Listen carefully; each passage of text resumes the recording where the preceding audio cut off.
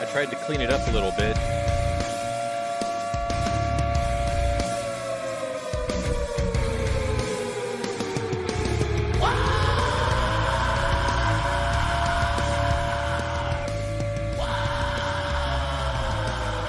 But you can't clean up that. That's just Jimmy, uncaged.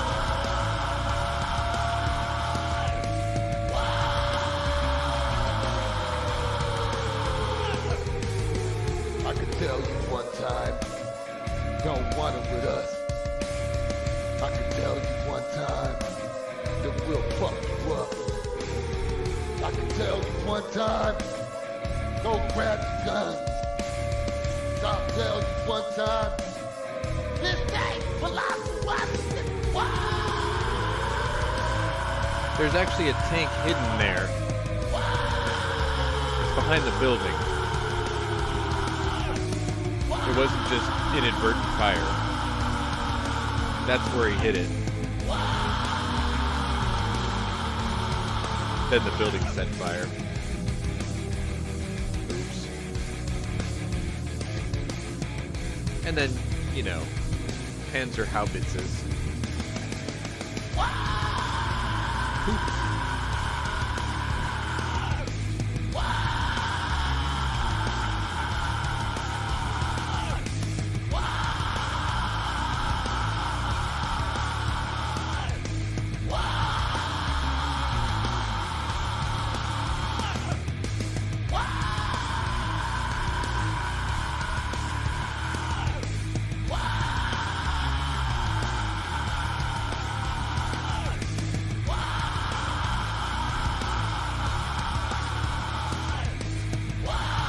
This is all that's left after the fighting.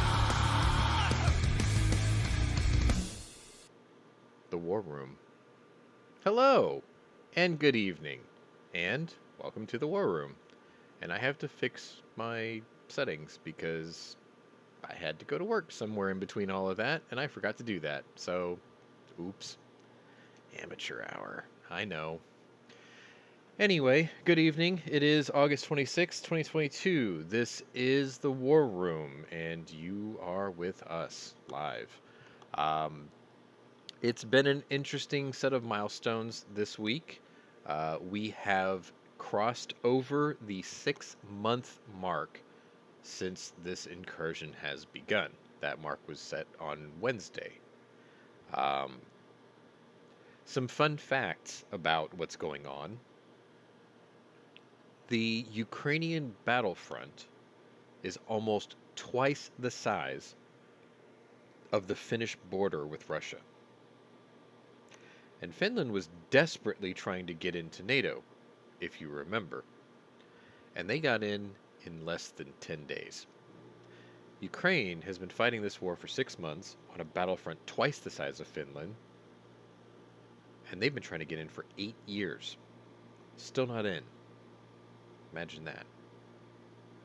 Anyway, before I get into the subjects of the day, let me go ahead and just bring in my panelists. So I have two tonight. I have Scott P79, also known as Scottish Naya on my server, and Mikhail Nightstrikesky, that dirty Slav, from South Carolina, also known as Nightstrike, with a Y. So good evening to both of you. Marco. Usually I do a lot of show prep in terms of stories and links and pictures and everything, but most Don't of you... listen to him, he's lying. Wow. Most of you have probably noticed that the last two shows, we've actually taken it into a different direction. We've done more of an actual war room where we all bring up a subject and we bring it around the room and we talk about strategy or the mindset. And the funny thing is none of us know shit about war. And I know that sounds like a play on something that happened during this show much earlier, but the reality of it is you're dealing with 3 civilians, and that is not necessarily a bad thing, because typically the commander-in-chief is a civilian. It's the ultimate check and balance to a military overlord, so to speak, right? None of us are generals. None of us are fighter pilots, bomber pilots. We're not strategists. We're just regular guys with eyeballs and brains and slightly different backgrounds. Nightstrike and I come from an IT background, but then I branched off and I also have Yeah, a sociology. but here's the thing: both Sean and I have family that have been in the military before. Yes, actually, that's a good point. My grandfather was in Korea, and my uncle was in Desert Storm. My dad was in Korea, Vietnam, most of the Cold War, and he got out in '82.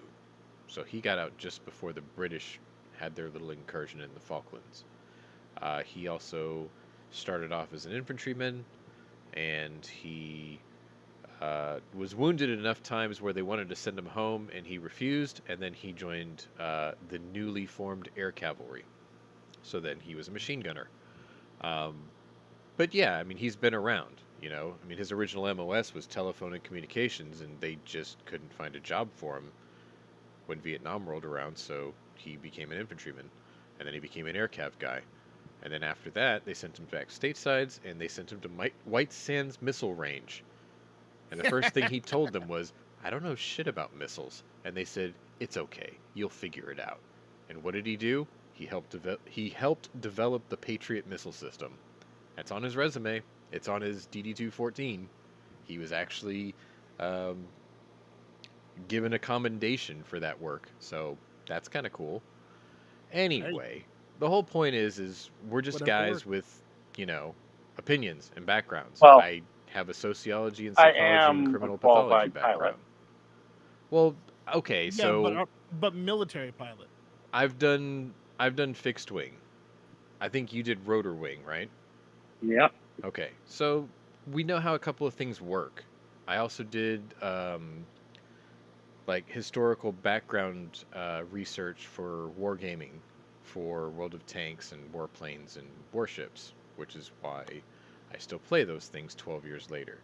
Yeah, which is why I'm playing it right now. Essentially, we're all, you know, enthusiasts, historians, and whatever. It's just we all come at it from different angles. But the one thing that we can all agree on is nothing reorganizes humanity's priorities faster than a world war. And whether or not certain powers that be want to admit it, that is exactly what we are in right now, whether or not they want to call it as such.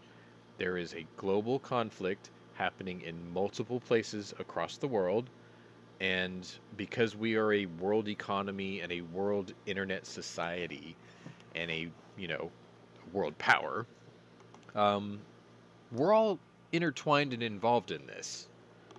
So whether you like it or not, there's never been a war like this before, with the technology in play that we have now.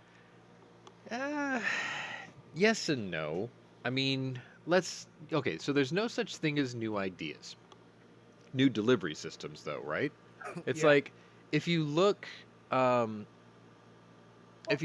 like, firearms in, say, like, the last 50 years, not a whole lot has changed. It's become more efficient, or it's smoother running, or it runs cooler, or it's more accurate. But the mechanics of the firearm has sort of stayed the same, more or less, right?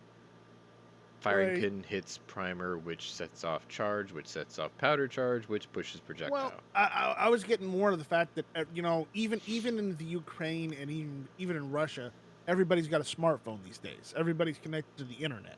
You know, you didn't have that, 30, 40 years ago. Yeah. Okay. And also the fact that we have a 24-hour news cycle that spans all over the world. Yes. And I think part of the problem is because you get a news cycle that repeats this. Okay, I guess we'll get into this. Originally, the 24-hour news cycle was made because of second and third shift people, if you think about it. Because they're not around for prime time, or they're not awake for the morning news because when they get home they have to go to bed, right? So the original thing for the 24-hour news cycle was we're going to make the news accessible to everybody so they can get at it whenever they need to or whenever they can find time to do it. And at first that sounds great. The problem is a nasty little side effect began to creep in.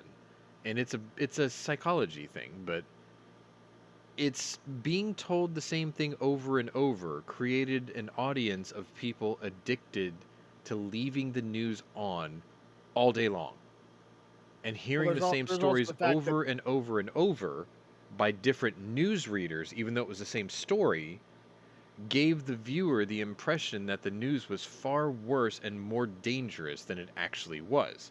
Because it's like, oh my god, they've been saying this for like 10 hours. It must be horrible. It's like, no, it's the same story. It's just Dana Perino read it instead of Bill Hemmer, you know? Like, because she came on later or whatever. people like seeing her more than, you know. Well, either way. But the fact of the matter is the news cycle started off with good intentions and it became terrible because of the way that the audience ingested it. And like you said, we're, you know, a 24-hour global news cycle now. So it's like, if I don't want to believe the crap that I'm seeing on NBC or CBS, I can switch over to CBC or the BBC or Al Jazeera Fox. or Fox. Yeah, but I mean, I'm trying to think of like outside sources. I can watch No, I get it. KBS in Korea with, you know, English subtitles or whatever. We have that ability now. Anyway, we're at the 6-month mark. And some very interesting things have happened in the past week. And if you noticed, I didn't bring up my personal week in review. Thankfully, there wasn't a whole lot to talk about. Yes, I had a similar situation in Texas that people had in Michigan, where there was a slew of dogs dying. I had 3 puppies, 2 of them died. They died of the same kind of crap that happened to the people in Michigan. There was a parvo outbreak. The ATF? Parvo. Oh, Parvo. Anyway, HVS says so far the biggest threat to Hawaiian people isn't the war, it's sharks. You know, I bet the same thing was thought December 6th, 1941. Because nobody thought the Japanese could traverse the Pacific Ocean and launch an attack. Actually, there was a couple of people, but they were dismissed constantly until the shooting started. And who's to say that the Chinese can't do the same thing with submarines? I was waiting for Scott to go, they can't do that! Well, submarines. But even then, they're so noisy that you would hear them coming 1,000 miles away. I-400. Huh? I-400. S-400. I-400. I-400s. Yeah, the Japanese had those too, but those are long gone. Yeah, Really good reference though, because they did get one almost to South America. That's a really cool story. So anyway, let's see. Today's show's probably going to be a little bit shorter. It's not because that I didn't have a lot of time to prep for it. It's just I think we're going to be able to get through this pretty quickly, because the stories I've got are pretty much we're all going to be on the same page with. I guess what I'll start with is, let's see. Let's start with the weapons one, Mike.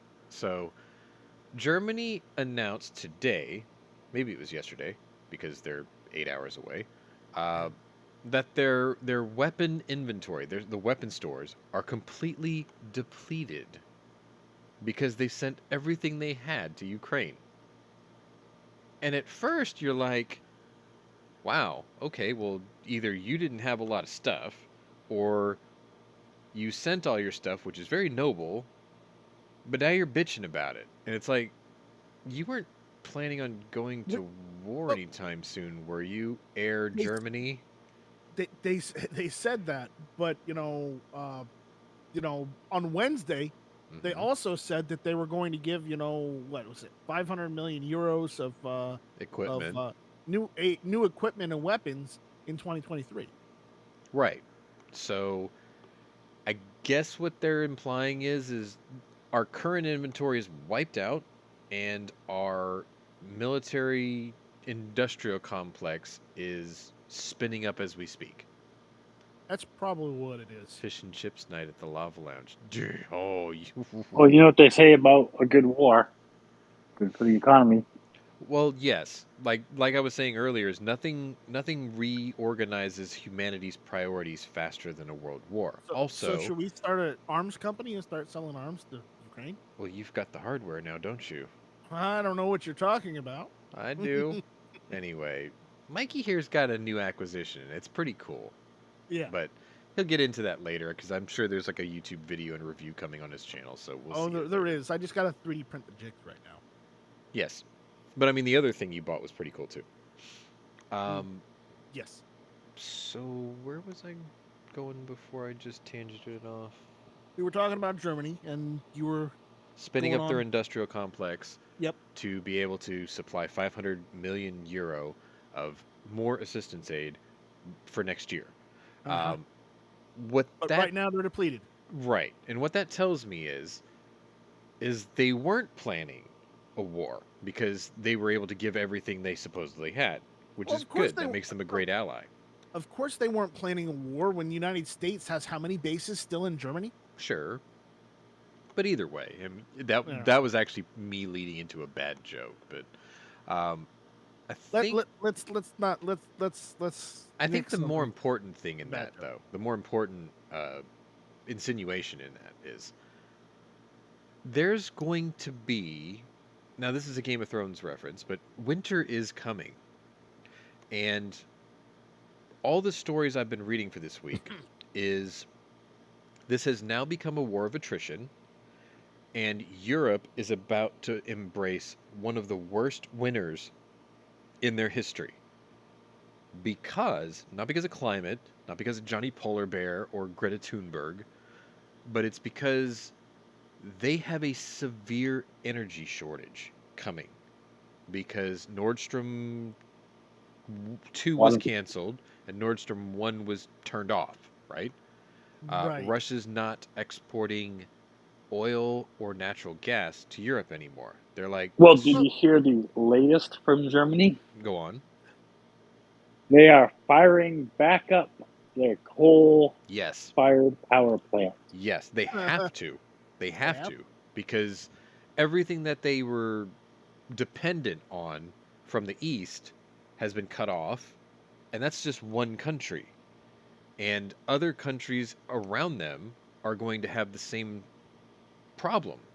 So the only thing that major powers in Europe can do is fall back on old reliable, because all the satellite countries, like the Baltics and like Yugoslavian countries and Croatia and all the other countries, they're probably dependent on the European national grid as a whole. Mm-hmm. So if all the energy that was coming in from the East is cut off, that means like France, Germany, Switzerland, Poland, they're going to have to crank it up to 11.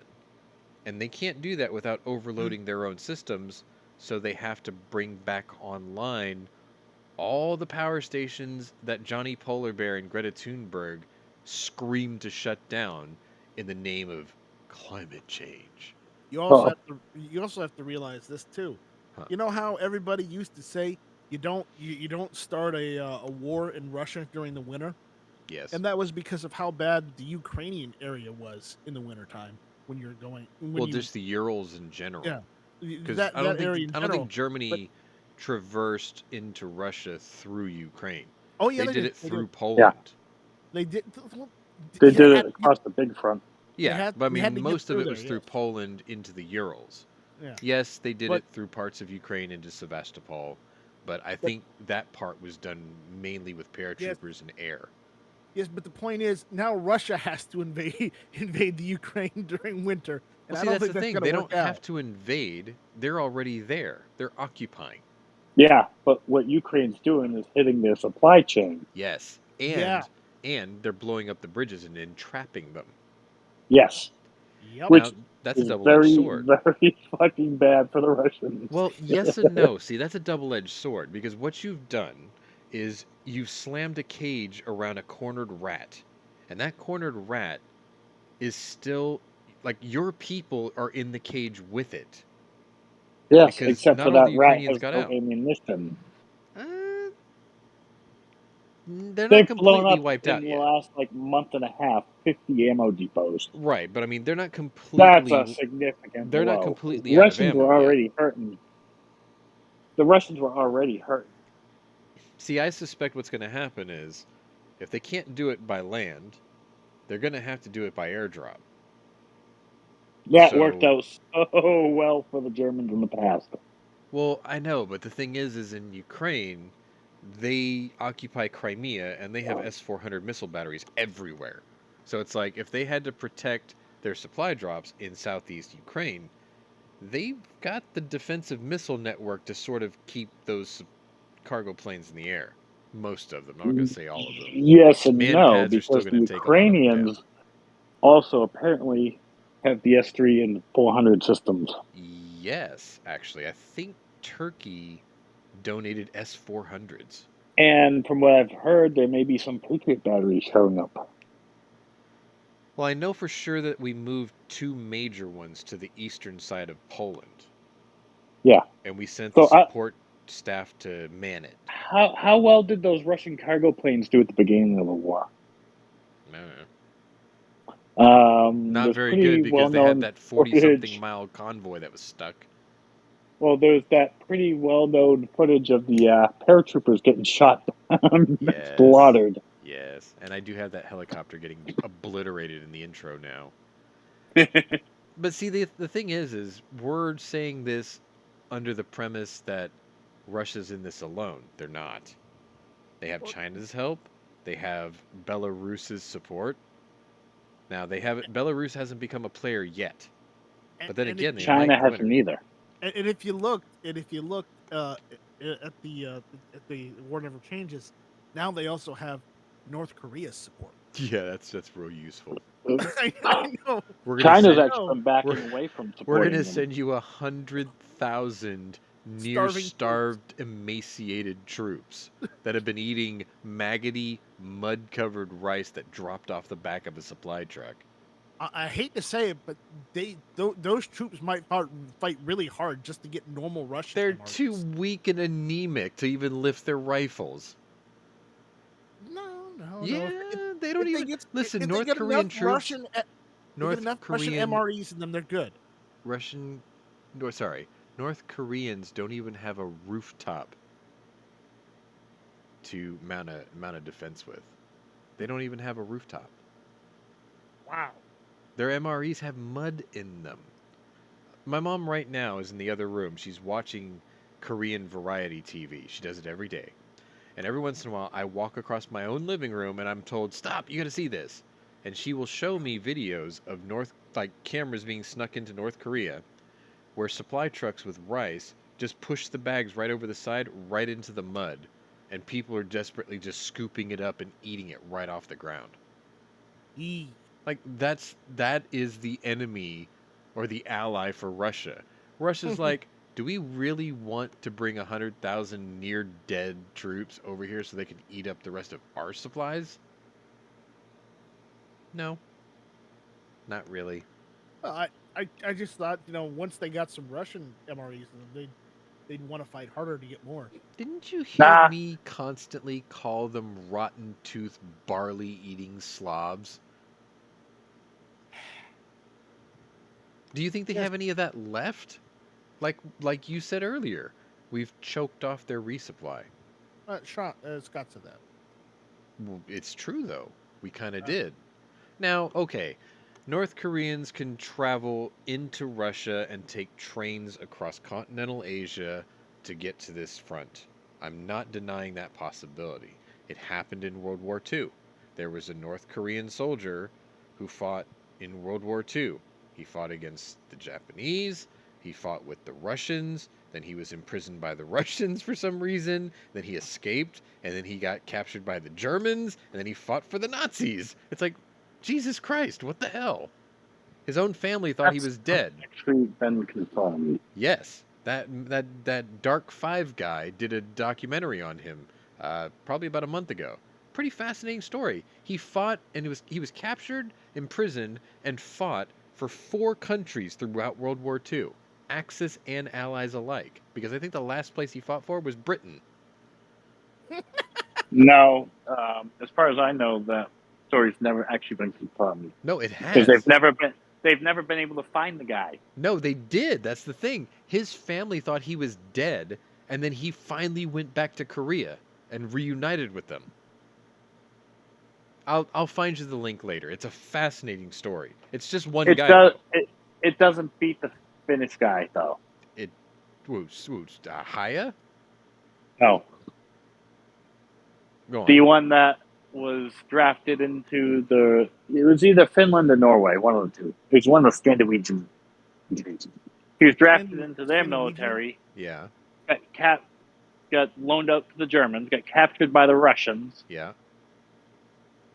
And somehow he ended up in the U.S. Army in Vietnam. What? Yes. You don't know about this guy? You know, it kind of rings a bell. I thought you were getting into a story that I have a movie for. It's a very similar situation to what happened to that guy, supposedly. I can't remember But this the name guy of the movie now. is documented because he fought for the U.S. He was a Green Beret. Huh. I can't remember the name of the movie, but I've got it. It's a story about Estonia during World War II was split. Like, the front between Russia and Germany was in Estonia. There was a big part of it.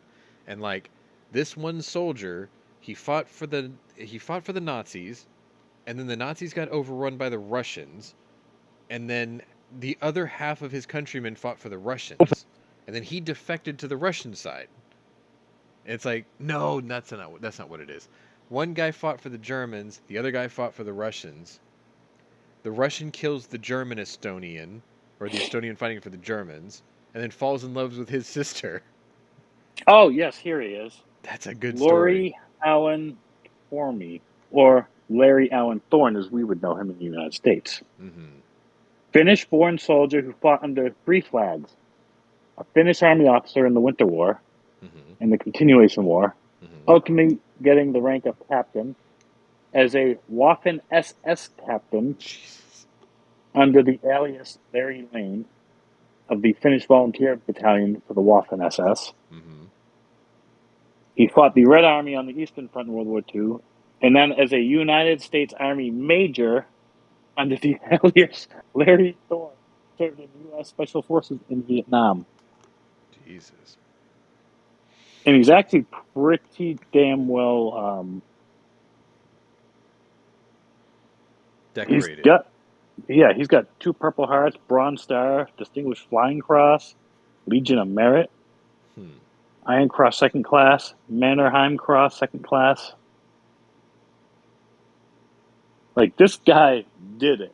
So he looks like Patton at the end of the movie, where he's standing there in the beginning of the movie, he's in his full dress uniform, wearing like 300 medals from several different campaigns. He wasn't allowed to wear his German medals when he was in the U.S. Army. Yeah, that's probably not a good look. You're right. I don't think a Purple Heart next to an Iron Cross would be too well received.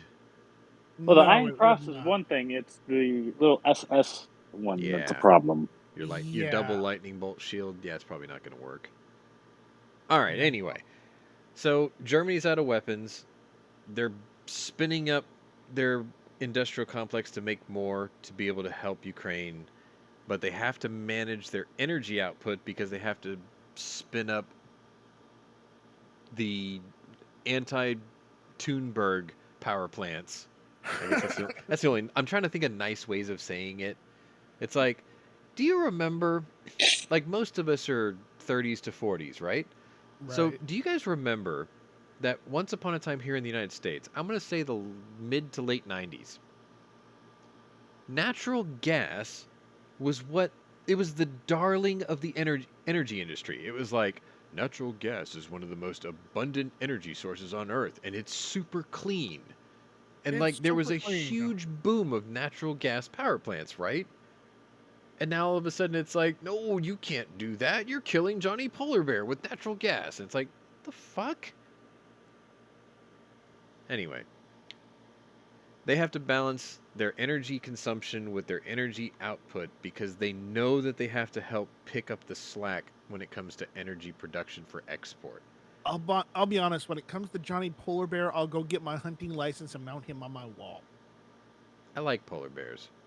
I mean, they're dicks, but I still like them. I like Kodiak bears, even though one tried to kill me. They're delicious, by the way. I'm sure they are. So anyway, where was I going with that? I don't know. That's all I've got for that one. All right, so another story that I've got, which kind of surprised me, is they fought for weeks. The Ukrainians and the Russians and Turkey as the intermediary to allow grain exports to leave the Black Sea safely, right? Because southwest Russia and most of Ukraine supply 30% of the world's grain. Now, that may not seem important on the surface, but if you think about everything that involves grain, animal feed, bread, rice, It's a problem. wheat, it's beer production, it's whiskey distilleries, it's ethanol production, Because it's remember, deer as Sean corn. said, barley. Right. So if you think about that, 30% of the world's grain exports, that's actually huge. And they finally came to an agreement, and Erdogan of Turkey got to take a victory lap, which I found really strange because Turkey Didn't really doesn't do like our involvement with Syria, right? But they also donated S-400 missiles to Ukraine, which sort of pisses off the Russians, but then turns around and helps broker a deal for grain export. It's like they're playing the double, triple, five-faced middleman in all this. And yet, he's probably going to be Times Man of the Year because he negotiated this deal. President of Turkey. And he was the allowing, accepting vote for Finland and Sweden's acceptance into NATO. Remember? Because he didn't want it unless he got to declare a couple of people hiding in those countries as domestic terrorists because of their involvement with Turkey and Syria. And they did it. And they got it. He got it. It's like, who won in this, let's just call it a world war, because that's what it is. Who won in this world war for the last 6 months? Fucking Turkey. They got everything they wanted. And they're still not being messed with. They stepped on Russia's toes and brought them to heel and got them to agree to stop sinking ships. Well, And if you think about it, that has effectively stopped Russia's push west and taking over Odessa because they need that port for the grain exports. nobody really wants to attack Turkey or go after them because they're the last vestige of the Ottoman Empire. Do you think the word bakshish was uttered in any of those negotiations for the last 6 months? Probably not. Because if it was, Putin would probably say, "You stepped on my toes, and now you gave my enemies my missile systems, and now you want me to allow them to export grain. Yes, some of mine's coming out too, and you're asking about bakshish. Okay, this is what I'm going to give you. I'm not going to nuke your country into oblivion." Maybe that's what that was. I don't know. But it sort of worked out. Anyway, because of all that, what ended up happening was a very strange story broke today. That even though they've exported all of this grain, the United States is buying most of it. Why, you might ask? Well, if we buy the grain, we get to figure out who gets it. We also get to set the global market value for it. So the story goes, we bought it so we can give it to starving countries in Africa. It sounds noble. It really does. But then you have to wonder, couldn't they just do it themselves? Like, instead of buying the grain and then having us get involved as an intermediary, maybe sending inspectors or logistics people, couldn't you have just taken it right from Turkey and straight down into Cairo and then start distributing it down south? Why did we have to get involved? Influence. I really think that's what it's for. It keeps us involved in Africa for whatever reason. And that whatever reason, in my estimation, especially if you hear about what's going on in Madagascar too, um, in my estimation, it keeps us involved in the region because China's got a naval base on the eastern coast of Africa now. I don't know if you're aware of that. They might have more than one, but I know they have one major one. How did they get it, you might be asking? Public works. Once upon a time, China rolls in to, I believe, Ethiopia. And they said, wow, listen, we know that this part of the world has been the butt of the first world's jokes for the longest time, but that needs to end right now. You guys are a proud and storied people. You're the breadbasket of life. It started here. We're going to help you guys out because Ethiopia's road network is atrocious. So what we're going to do is we're going to come in and we're going to build roads and we're going to upgrade your ports and we're going to make you the jewel of Africa, or at least help bring you into the new world, because there's no excuse why you've been left behind. And they're taking this and they're like, this is exciting, great, but what's this going to cost us? And China said, tell you what, you see that little piece of beach over there where there's really nothing going on? Maybe that was where your original, I don't know, Ethiopian pirates were or whatever, but then now they're all gone because either they've been obliterated or arrested. That little parcel of land over there, how about you let us build a logistics port there so we can bring the equipment in to help build all this for you? You know, just something that we can have that's ours in-house to kind of cut a lot of the red tape and inspection garbage out of the way. We'll even bring a couple of naval vessels to help protect your coast. And Ethiopia is probably like, so you're saying we don't have to pay you? And China's like, no, it's cool. Just, we'll take that like 100,000 acres over there. You're not using it. And Ethiopia's like, shit, yeah, go for it. Right? So yeah. They're not using it. Right. So like China moves in, they build a pretty nice road network, and it wasn't just Ethiopia. They did it in Zimbabwe, Botswana, basically working their way down to South Africa.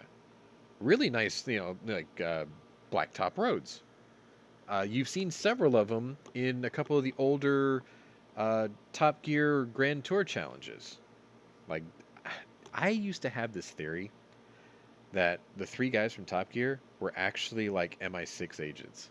And I know that's very tinfoil hatty, but if you think about it, they went to Syria for a Christmas special. They drove through from some pretty well-known and slightly sensitive areas. And as soon as that episode aired and finished, Syria was in a civil war. It was like they went for forward intel. They did the same thing in Vietnam. They did the same thing in Patagonia. And it's just like, huh. Anyway, they did the same thing in Africa. And you got to see some of these roads that the Chinese built. Anyway, long story short, China has a port there now. Why is that important? Well, first of all, they've created allies with African nations. So their allegiance will be to the people who helped rebuild their country with a road network and ports. We didn't do that, so they have no reason to help us. More to the point, that gave China a eastern front in the Indian Ocean. And that doesn't sound like a big deal, But if you think about it, what's just north of the eastern coast of the Indian Ocean? That would be the Persian Gulf. That would be the oil capital of the world. Now they're within striking distance of that. And it also gets them within striking distance of the very soft and vulnerable underbelly of Central Asia, which includes all of India, which is a emerging first world country. They were third world. Now you would say that they're a very, very successful second world country with an emerging first world rate of growth. You would There's a say lot that of they rich wouldn't people. stop calling me trying to scam me out of my goddamn money. Well, there's that. But the point is the growth and development of India in the last 40 years has been astonishing. Their biggest export is actually physicians, doctors. That's a pretty good asset, in terms of what you bring to the table. They're also desperately trying to keep their head above water politically, and they're trying to keep a low profile because while they're an emerging nation and economy and labor force, they're also trying to build their military, and they're not ready yet. So if there were global hostilities, they would be caught short. They have ships in ports that aren't complete. They have an aircraft carrier that they want to build, that I think they got one, and they're trying to build a second one that's purely domestic, but that hasn't really started or finished yet. Their air force is still sort of incomplete. Their infantry, they got an infantry, they've got the manpower, but do they have everything they need to participate in a global conflict? Not quite yet. That's why they're not making a stink. You never hear about India like putting in its 2 cents, despite the fact that the two biggest Axis powers that threaten a world war is to their north and into their east. And they haven't said a word. They're just like, don't notice us. Because they don't want to be involved yet. They're not ready to be involved yet. Anyway, China has an eastern foothold in the Indian Ocean in the form of bases in Africa. They also have a they also have an eastern foothold in the Pacific Ocean, the South Pacific Ocean specifically, because they pulled the same trick in South America. I think in Argentina. Might be Chile. No, I think it was Venezuela. That might be another one, but I know like Argentina or Chile was given the same proposition. And I know that I think they took it too. So it's like there's a lot of this crap going on right now. But at the same time, we've got these grain exports, and the United States is buying them all up. In a way, you can spin this in so many different directions. You can say, look, if the United States buys it all, they don't have to worry about the market.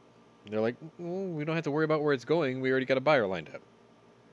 But then you can spin it the other way, saying, well, the United States can peddle influence in Africa. Oh, you guys are starving. Yeah, well, you guys swore your allegiance to China. How much do you want to sacrifice to get some of this grain we just bought that we're holding over your heads?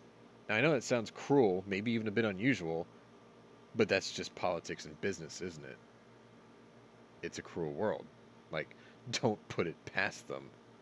Look what they've been doing to our own people in this country. They bought it. They said they're going to use it to feed Africa. I think it's a influence power play. I could be wrong. What do you guys think? No, I think you're right. Yeah, you're right. Oh, we've been doing that for decades with Africa. Exactly. That's why it seems really obvious to me. The other thing is, we're keeping it from countries we don't like. Exactly. Or that we're trying to influence. Exactly. We're holding it as like a trump card. Saying, how bad do you want your people to eat? And it's like, you're bringing nations to heel just because they need to eat. Otherwise, they'll go through civil conflict and revolution because they're like, hey, we're starving. Make allies, assholes. We're hungry. Stuff like that. Well, we'd rather give it to Africa than China. Because believe it or not, China imports a freaking metric ton of food. Because they can't grow enough. Like, they bought, like, seriously, almost our entire wheat crop the to biggest feed their export, people. strangely enough, the biggest export from the United States in terms of grain to China is sorghum. Which I know some people are going, what the fuck is sorghum? Truth be told, I can't tell you exactly what it is either, but I know what it's used for. It's barley. Is it? No. Okay, well, the Chinese... It's Soylent Green. Well, no. It's a grain. It is a grain. The Chinese have a drink called baijiu. And rice wine. It's made with sorghum. So it's like, okay, if you talk about the spirits of nations, right? You would say Russia, and you would instantly say vodka. You would say Scotland, obviously, Scotch. You would say China, Japan, and you would think sake. Korea, United you would States think... bourbon. Huh? United States bourbon. Agreed. Totally agreed. Korea, you would say soju. And then China, you would say baijiu. Yeah. So, yeah. Yes, they use sorghum in it, but it, baijiu and sake It's distilled from it. Are distilled from rice. I thought, well, I know sake is, but I thought baijiu was distilled through sorghum. Well, they use sorghum in the recipe, but I believe it's another type of rice wine, but it's Chinese. Okay, but I mean, that's the biggest thing they buy from us. Yeah. In terms of grain, that's what they buy the most of from us. Like sometimes you'll see like the Ag Report or something in the Farmer's Almanac, and you look at all these different like grains that they're growing in the country, and you're like, why the fuck are we growing this? Because of China's exports. They want sorghum. We grow sorghum. Apparently, we grow it very well here, very efficiently here. All right. Well, we have a lot of land to grow. We do. See, that's the thing, though. I think they do have a lot of land in China. They just haven't cultivated it, or they haven't irrigated it properly. They have a lot of mountains in China. Yeah, but see, the thing is they use fermented sorghum in baijiu, but they also use they employ rice or glutinous rice, and they also may use wheat or barley as well. These are substitutes to make baijiu. Right, it's substitutes. It's like it depends on the variation, but those are the ingredients you would. As I said, it's a rice wine. Right. I mean, it's like there's different ways to make vodka. That's like you would think potatoes, right? Well, I think Kettle One is wheat-based vodka. That's German. Well, remember, my favorite vodka is wheat-based. In Asia, I think mine is too. China, you want the rice wine? It's baijiu. In Korea, it's soju. Yeah. In Japan, it's sake. Right. Okay. It's a rice. The same shit, just different variations. Well, it's like beer, right? Like we have lagers, we have ports, we have quad ales, we have IPAs. I wouldn't say it's like beer. I'd say it's more like whiskey. Well, the national flavors of beer are known worldwide, whereas there's only a few countries in the world that do whiskey.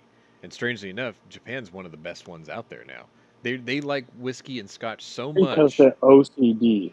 Right. They're very meticulous, but they like American bourbon and scotch so much that they made their own.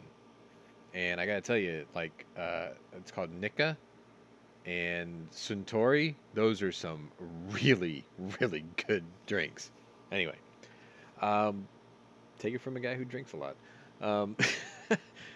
All right, so anyway, I just wanted to get those two stories out of the way. I'm surprised it went as long as it did, but let's go on to the other ones.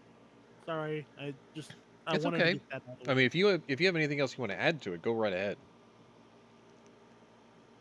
Yet? Okay. We beat that to death.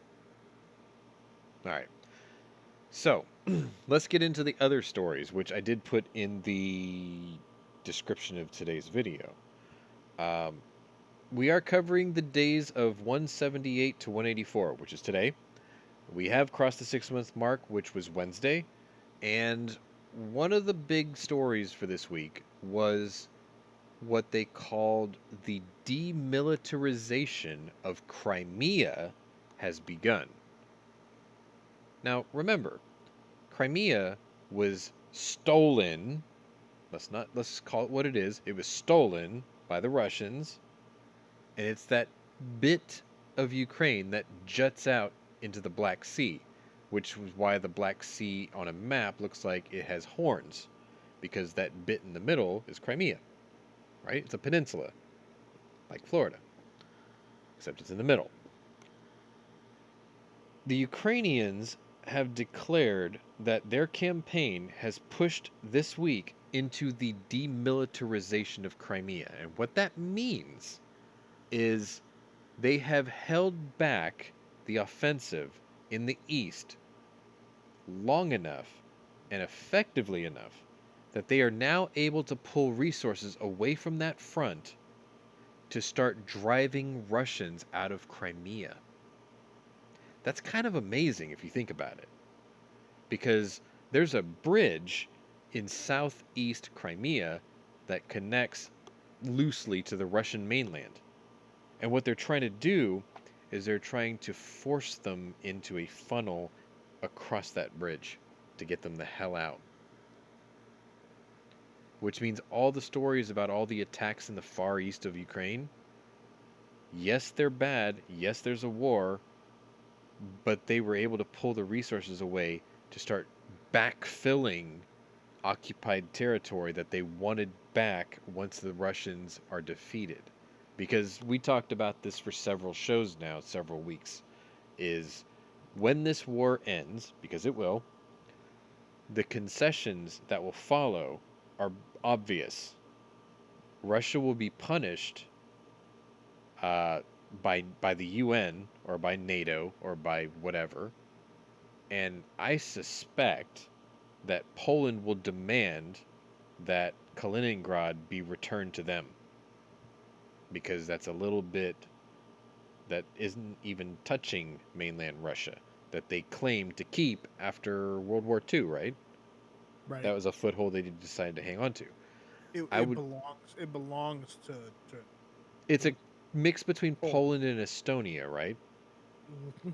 So I would think that both of those two countries could agree, look, we can sort out how much of part of this you get and we get, but the thing is we're getting it and Russia has to fuck off.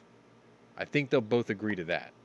And then they can try to figure out how much of, that territory they can split. Because I'm sure Poland's going to be like, whatever, it's cool, They're like, look, as long as the Russians are out, just give us half and you take half. Whatever. Like, I think they would be pretty easygoing about that. Because they got no beef with Estonia. They have a beef with Russia, right? And if Estonia goes, hey, some of that was ours, I don't think Poland's going to make a stink. They're going to be like, cool, whatever, you're our neighbor. You're better than them, right? You take this half, we'll take this half. Yeah, I think that would be very easily negotiated. But I think it will be negotiated regardless. Well, if they're if two Russia's... NATO countries, so they can act like adults. Yes, exactly. So that would happen. Zelensky has repeatedly said that he is not looking to invade Russia, which sort really of should. pisses me off. Because the way I look at it, Putin cannot be allowed to stay in power. And the only way he's going to be ousted is somebody has to go in there and Mussolini his ass. He has to hang upside down by his feet. Or we need to get a strike team into Russia to get Navalny out. Yeehaw. Who told me the story about Navalny today? I wonder. It was Warsaw. And if he was here, I would have him in the chat to talk about it. Navalny's about to go on trial as a war criminal, as a neo-Nazi, according to the Russian prosecutor.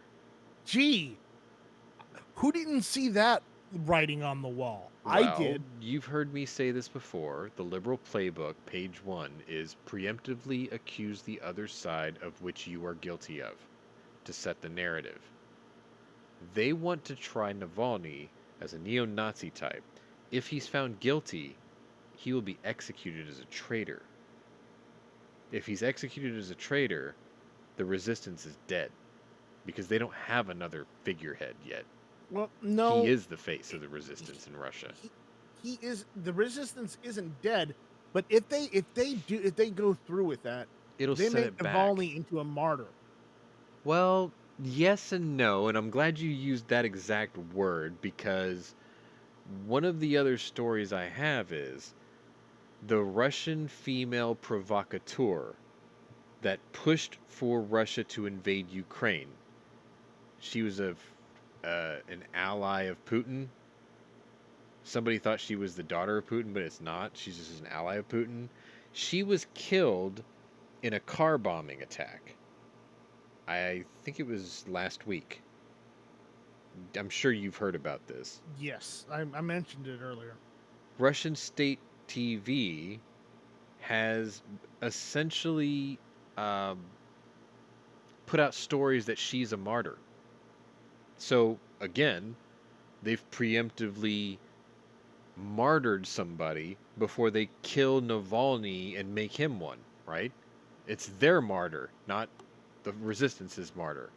They beat them to the martyr punch, essentially, right? And at the same time, they're levying a giant propaganda blame game to try to convince their people that a Ukrainian attack did this. It's like, wait a minute.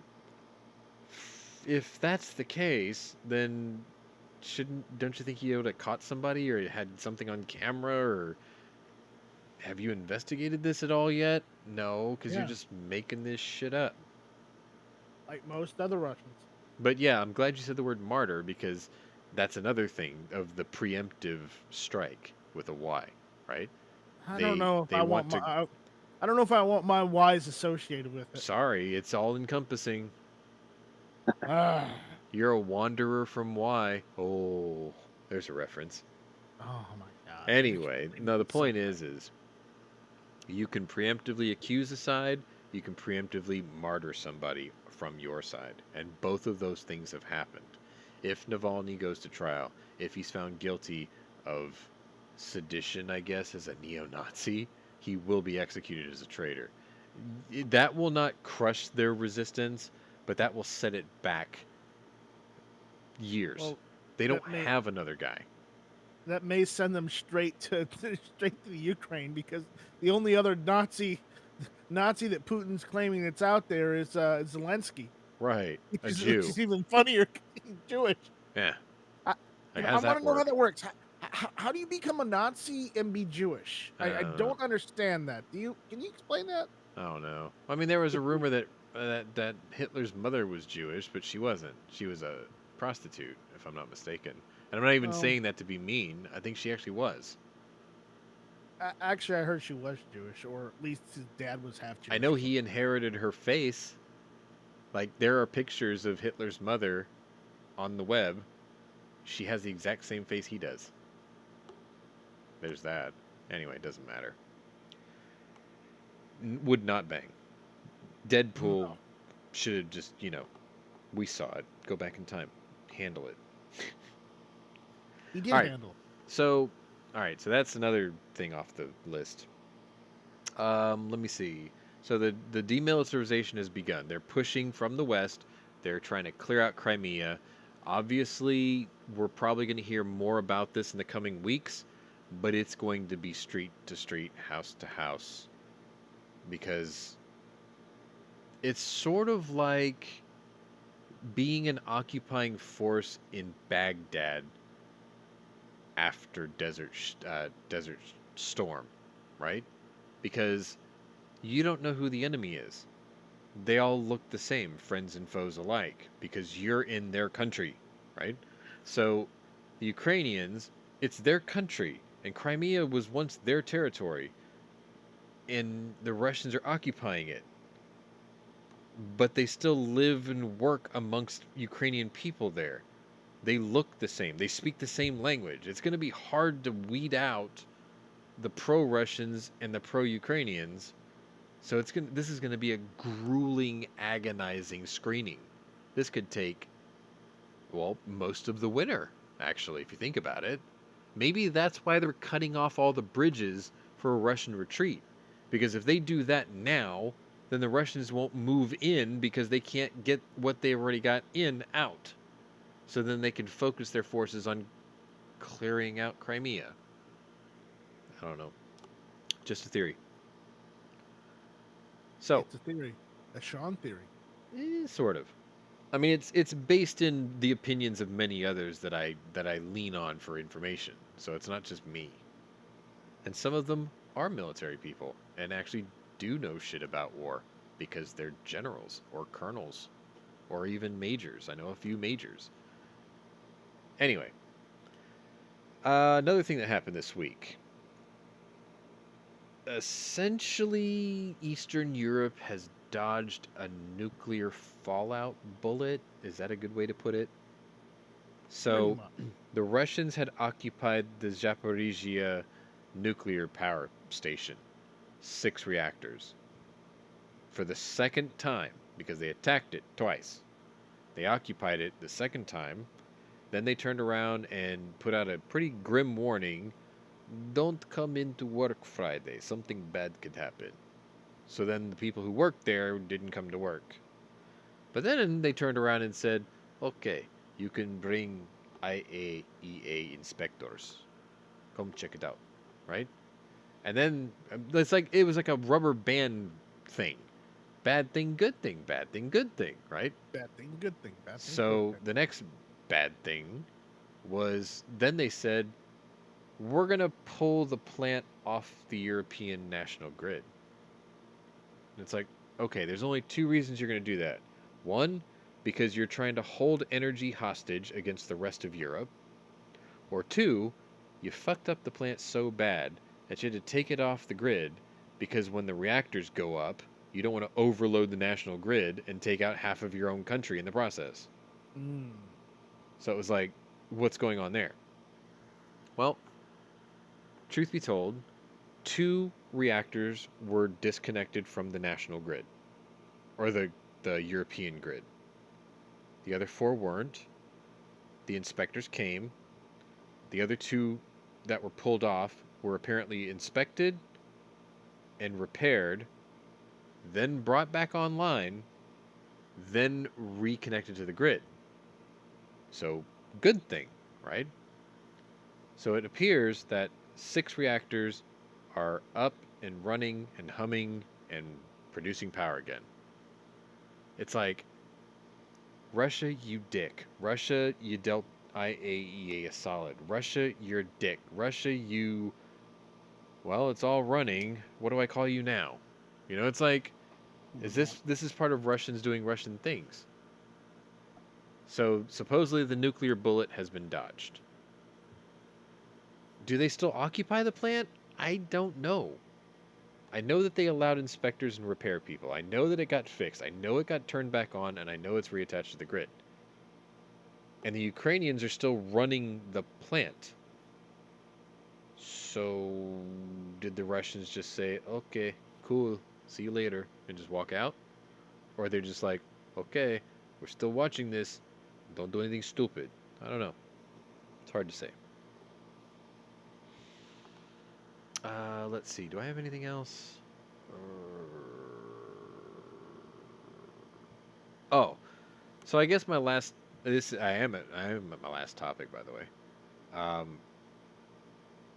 I said tonight we discuss these topics and talk contingencies as the war rages on.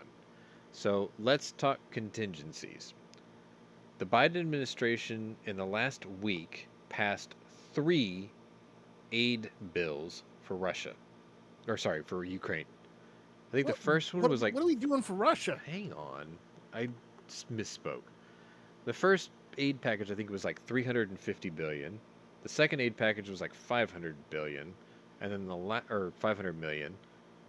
And the last aid package was $3 billion in assistance that was announced on Ukrainian Independence Day, which I think was Wednesday, which was the 6-month mark of this conflict.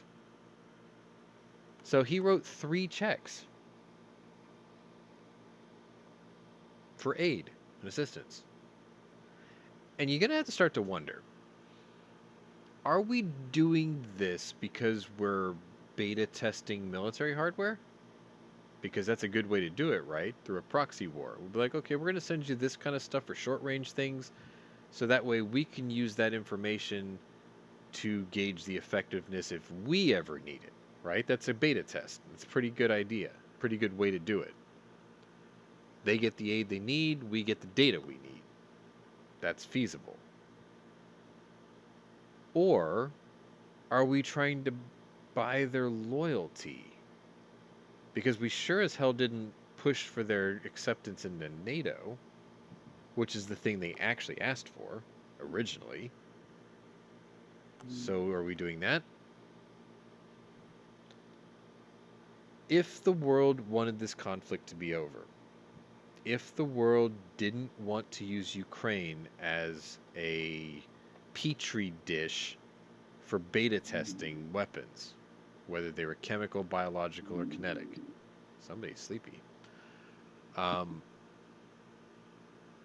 Then if they really wanted to end this, they should have accepted them into NATO. They should have imposed a no-fly zone. But they didn't do that. So what's the contingency plan for that? How long is the rest of the world going to allow this to continue when they've had the power to end this the entire time? They're not. And if they did have the power, how would they use it to put this to an end? I already said what I thought it was. Acceptance into NATO, implement no-fly zone, maybe even put occupying troops all along the borders of Ukraine on the western and southern fronts, just like the Russians did by staging soldiers in Belarus and eastern fronts. You mean like they've already done in Poland? Yes. Well, sort of. Like we did the twin Patriot batteries and the support staff for that. Yes. Then we backfilled. So like Germany pushed 100,000 troops into Poland, and then we pushed I think 100,000 troops into Germany to backfill them, or stuff like that. And we deployed F-35s. Where? Poland. Was it Poland? I thought it was Rammstein. No, Poland. So they get to see our stuff. Ooh, the Polish do. That's fine. Actually, the I don't think the Russians can actually see it. The thumbnail that I'm using today for today's War Room, that's actually a makeshift airstrip base thing in Crimea that the Russians put together. There's also like 2 aviation battalions of Apache choppers. Cool. I will be right back. Okay. You know what those are good for? Yes. SEAL teams. No. Well, something the Ukrainians have already gotten very good at. Man pads. Javelins. Blowing up Russian tanks. Blowing up Russian tanks. They're pretty good at that. They've gotten really good at that, actually. Really, really good at that. Oh, it helps when you've got top-of-the-line equipment. Well, I just thought the funniest thing is part of my intro video is Ukrainian T-64M tanks taking out Russian T-54 tanks. Yeah, it's like, wait a minute. We've really gone backwards here. But then again, it's because the Ukrainians modernized theirs. Hence yeah, the M. T-64M. Yeah. No, they're and they're actually pretty decent pretty tanks. sweet because they're small, so they're very maneuverable. But that's just us geeking out. All crew, 3-man crew, I believe, because they have an autoloader. I want to say it's 4. Because the Russians love autoloaders. It used to be, well, this is the Ukrainian version, but I mean, it used to be 5, and I think they got it down to 4. Anyway. Okay, so contingencies.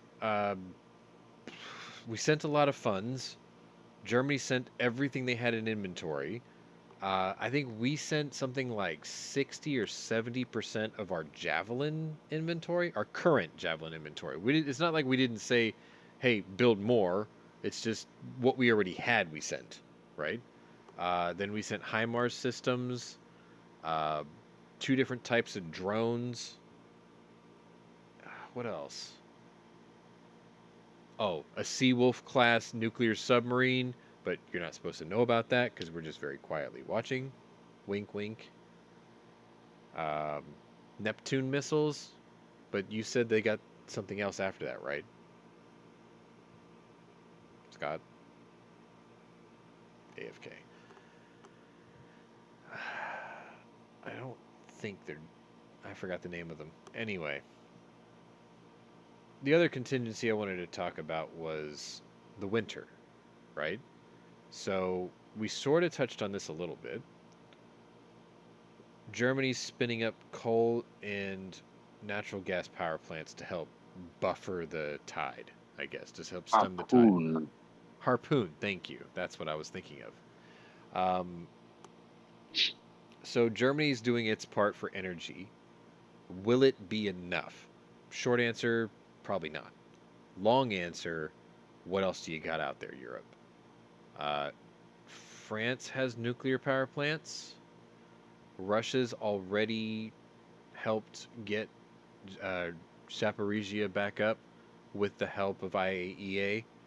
I don't think the hydroelectric plant was ever damaged or shut down. So I suspect that the Russians are going to maintain those plants because they're going to be the ones benefiting from the energy off of it, whereas the rest of Europe is going to be screwed. Switzerland, they have wind farms. I think they only experimented with a nuclear reactor once. They had it scram and they all got scared and then they didn't try it ever again. But I think you told me that they were considering trying it again. Not that I'm aware of.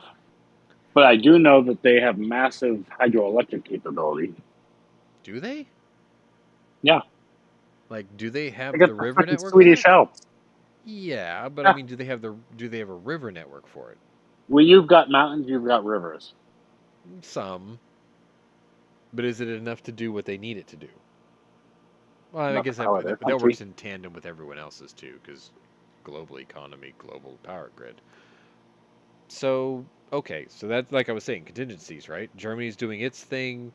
Let's say Switzerland has that capability. Is it going to be built and running and operational in time? Probably not.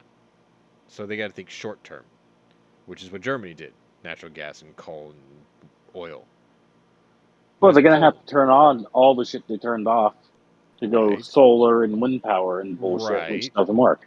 Right. And it's like, if you were to brace for impact for a cold winter coming, that has to start right now, doesn't it? Because those plants don't go up in a day. It's not like flipping on your computer in the morning. This takes time. First of all, you have to health and safety, they have to inspect all the piping feeding the plant and all the piping exhausting the plant, right? There's that. All the transformers coming in and out of the plant, all the breakers, all the wiring. There are countless health and safety inspections that have to be done. You need to do that a month ago and work 24/7 until the first major cold front comes through. Will it be done in time? Then there's the old standby, right? So let's talk about this.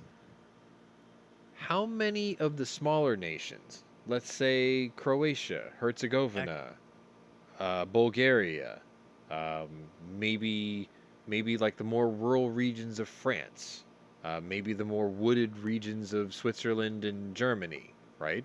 Deforestation for firewood to keep warm, things like that. That's going to be a factor, right? That's got to be a thing. Winter is coming. And the whole time that it's going to be there, people are still going to be killing each other in Ukraine. Russians are still going to try to have counteroffensives. Ukrainians are still going to be pushing and driving people out of Crimea. You know, they're going to strap on the steel-plated, steel-toed boot of GTFO. You're not supposed to be here.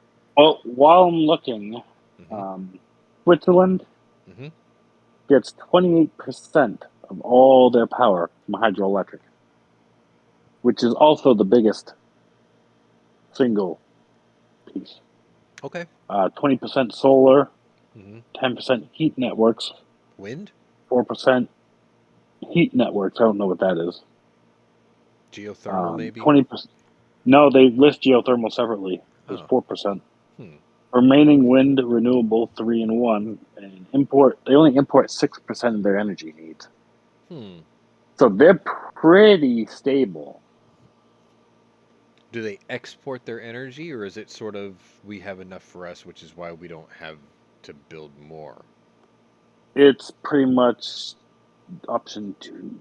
Right. So if the European power grid starts to draw heavy, and they are connected to it, yeah, but they can also cut it. Right, but I don't think they'd want to do that. They're an ally. They're in the EU. You know what I mean? Like they finally but they don't hooked probably Ukraine up to it. produce enough. That's why I'm saying this is contingencies, right? They have to be thinking about this. Spain has to be. See, that's the thing. You never hear about this, do you? Spain and Portugal have been completely silent on this. You don't hear about that in the news. Are they so far away from this that they're immune to it? No. Spain has a warm weather climate. Yes, but I mean, even they get cold weather in the winter. Yeah, but not severe cold like Germany. Yeah, I guess. They might get snow in some of the northern climate areas. Ibiza, I guess.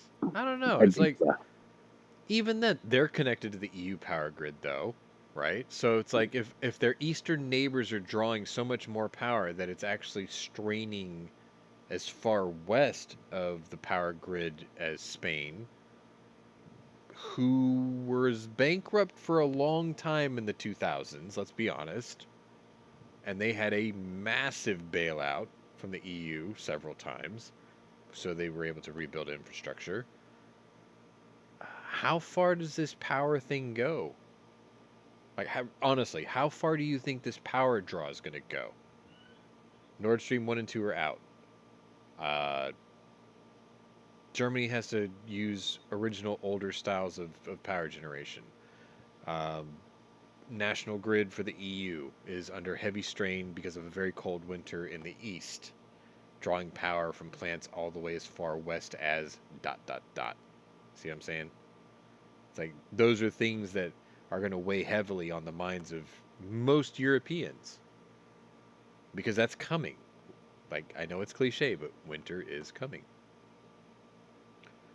Let's leave that as a food for thought subject for next week, because I don't have the answer, and I don't think any of us do right now. But it's something that I want people to think about, because if that starts to happen over there, what's going to happen over here? Because energy is just one part of this whole equation. Cushion. Anyway, that's all I've got for tonight, unless you guys have anything you want to add, which is shocking to me, because we did this in less than an hour and a half for once. Are we all good? Yeah, I don't got anything. Okay. Well, in that case, let me play this. Whoa. No? Okay. What do you got? I mentioned this earlier in the chat, and I've mentioned this before, that a lot of the Estonia, Latvia, and Lithuania are removing their Soviet-era monuments, right? Yes. You remember that? They're getting rid of them because they're pissed off at Russia right now, and they're no longer Soviet. They're their own countries and their own cultures now again. Yes. And apparently Latvia has decided to remove a Soviet era monument in Riga. A Right. controversial Soviet-era monument in the Latvian capital was brought down despite protests from Baltic states' ethnic Russian minority to keep it. So there's still a Russian minority in Latvia, but there's not enough of them to say to keep it up. And a concrete obelisk topped with Soviet stars, which the centerpiece of a monument commemorating the Red Army's victory over Nazi Germany, was demolished in Latvia's capital Riga on Thursday. Two diggers with pneumatic hammers brought the 79-meter, 261 feet obelisk down That's big. to the applause of numerous onlookers. A number of large-scale bronze statues had already been removed from the monument in the preceding days. In the view of the Russian invasion of Ukraine, Latvia issued a decree that all objects glorifying totalitarian regimes must be destroyed by November 15th. This included the Soviet Victory Monument erected in 1985. This monument was a steady reminder of our occupation and the associated fate of many people, deportation, repression, and so on. We do not need this kind of monument, Latvian President Egils Levits said during a live stream of the demolition. Mayor Martin Stakis called the demolition a historic moment for Riga and all of Latvia. Divisive monument. Some members of the Latvian ethnic Russian community had protested the removal of the monument every year on May 9th. Thousands of ethnic Russians gathered at the monument to commemorate the victory over Nazi Germany in 1945. Most Latvians see this date as the start of the Soviet occupation, which lasted until 1991. A group of activists attempted to demolish the monument with dynamite in 1997, but the explosives detonated unexpectedly, killing 2 people. Russia's invasion of Ukraine in late February has prompted authorities in several Eastern European countries to speed up the removal of Soviet-era symbols. Latvia's parliament voted in May to demolish the Victory Monument, and Riga's city council followed suit. Russian backlash. Riga's monument was dismantled a week after neighboring Estonia took down a Soviet-era memorial of its own in Narva, a city with a large Russian-speaking minority. Tallinn had accused Russia of using such monuments to stir up tensions. There were concerns that Moscow might try to exploit differences between Russian-speaking minorities and the national governments in Estonia and Latvia to destabilize the countries. Estonia's removal of the Soviet monument prompted the Russian hacker group Killnet to hit back with a major wave of cyber attacks on public and private facilities last week. Estonia called the cyber attacks the most extensive it has faced since 2007, but said they were ineffective. And that's the end of that. There's a danger to the story you just read. There is. There is, because part of me wants to squeal with glee that it's happening. But then I turn around and I think, wait a minute. Once upon a time, somebody else was squealing with glee the day that they took down the monument of Robert E. Lee. Mm-hmm. Yeah, a bunch of fascists. Well, sort of. It really depends on what side of this you're on, though, isn't it? Because monuments are supposed to be reminders of things that happened in history to remind you not to repeat the mistakes that led to the monument, right? Right. But at the same time, that was a monument erected by an occupation force that never left. That's true. That is true. There is a difference there. But I mean, I'm beating this on a vague tangent. I know, where... but Latvia, Estonia, and Lithuania were there before the Russians invaded. Yes. And after the Russians invaded and made them part of the Soviet Union, they erected monuments after the Soviet Union fought off the Germans. Okay, I'm with you. Like, I needed to hear it out, because when we talk about monuments coming down and the joy of the people of it coming down, I had to think of the inverse. It screamed at me. All right, look at it this way. what if there was like, let's say there was a Nazi monument still standing in Germany that hasn't been taken down yet, but the Germans really, really want to take it down. There's a bust of Lenin on the Pacific Northwest coast. I know, but let me finish. It's still standing. Say it's a monument of Hitler. Okay. They really, really want to take that statue down, but Okay. the old people say no, that's when we were strong. So a minority is saying no, that's when we were strong. Don't take it down. They wouldn't be wrong though, would they? They wouldn't be wrong, but at the same time, They would be morally wrong. Everybody knows that a statue of Hitler is a bad idea and it's bad, and the Nazis were absolutely awful. Okay, I'm with you. Fair enough. Okay, and I hate this. And whether like it or not, even though those statues were erected by the Soviets to say, hey, we fought off these really bad guys, the Soviets ended up being worse than the Nazis. Yes, they did. They actually killed almost 3 times their own 3 times their own people than Hitler did against the Jewish people. Yeah. Like, I think So Stalin was responsible for 21 million of his own people. Don't speak bad of Stalin, or you know what he'll do. He'll send you straight to Siberia. He's bad dead. idea. I don't care. But that's the point. Nice hairdo, though. Never mind the fact that Mao will be clapping because you realize he killed 3 times as many people as Stalin. 60 million? Yeah. Well, remember how many billion of people are in China right now. How many people died of COVID? Not even that many. Not enough. Not even that many. Not even that many. Not enough. All right, But- fuck it. Yeah. He killed So- like 40 or 50 million of his own people during the Great Leap Forward.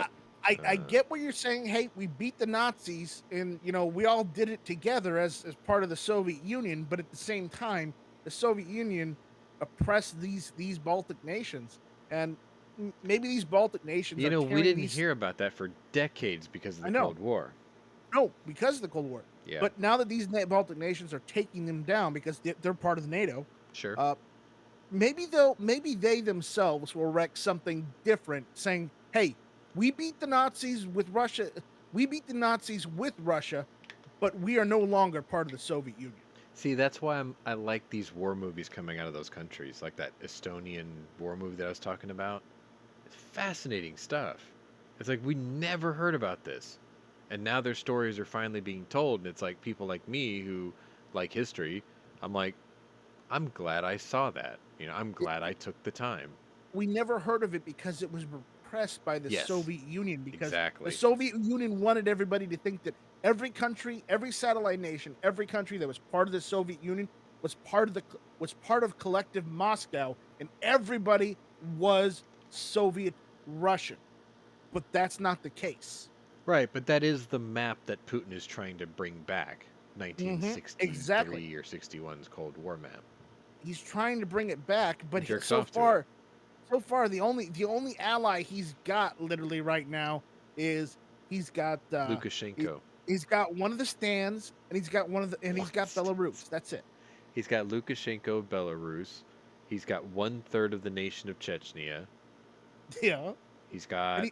He's got one of the stands. He's got Iran. He's got China. And he's got North Korea. Welcome to the new axis of evil. Well, hold on. And as I said, one of the stands, I think it's either Turkmenistan or Kazakhstan or Uzbekistan. One of them is still allied with Russia, while the other two don't want anything to do with it. The other two are staunchly against them. Kyrgyzstan definitely is not allied with Russia. No. Yeah. Or was it Kazakhstan isn't either? Because both of them were used for... Well, I was about to say, both of them Russia used for nuclear weapons testing. So they're a little touchy about Russia. Just a bit. But even then, the Axis powers is Russia, China, North Korea. Now, when they talked about the Axis powers before, it was Russia, Germany, and Italy, and Japan. But I think one would argue that there were probably smaller allied nations with those countries that were also part of the Axis. support network, the support nations, right? Right now we have Russia, China, North Korea, and Belarus, for sure, and part of Chechnya. That's the new axis. So who's the new allies? Ukraine. End of story. Because everyone else is reluctant to go all in because the rest of the world forgot how to fight a war to victory. That's become painfully obvious. It has to be. Because if they really wanted this over, Yeah. it'd be over already. Okay. The only stands that are with apparently with the Soviet Union, or not Soviet, but Russia right now, Kazakhstan, Kyrgyzstan, and Tajikistan. They're members of Russia's NATO alternative. Oh, you're right. You're right. They have that I forgot what it's called. It's got a funky name. Yeah, it's what was it? The Collective Security Treaty Organization. Yeah. So you're saying the CST. Kazakhs are with them? Some of the stands are with them. Azerbaijan left. But you're saying Georgia- Kazakhstan's with them. Georgia left, and Uzbekistan left. So Triple G is a traitor, Yeah.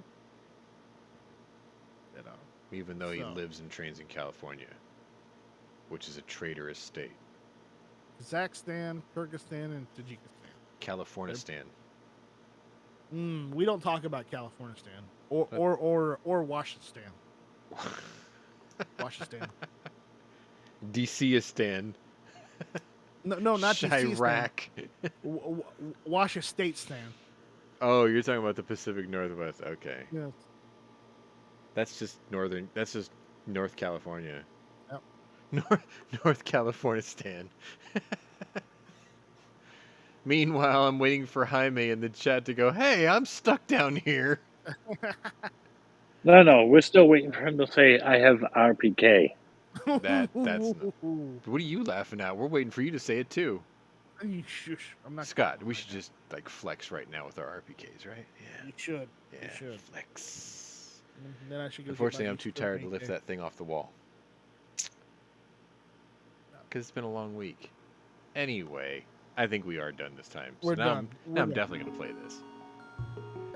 Which apparently I forgot to restart, so it picked up right where I left off. Anyway, I want to thank you all in the panel for being here. I want to thank you all in the audience for being here. Participation was a little slower than usual because HVS wasn't as vocal as usual, which means none of us have been drinking as much as usual. Anyway, this was the War Room. This was day 184? Yeah. And we'll be back next week, as usual, for the week of... Let's see, that'd be 191, right? Yeah. So if you're new to my channel, welcome. But if you're a regular here, welcome back. Either way, check out my other playlists and see if my other interests might be of interest to you. Because Dave the Diver that I did this week was badass. Anyway, thanks for watching. Slava Ukraini. Heroям slava. And Shut we'll up, see you you fringe. next week.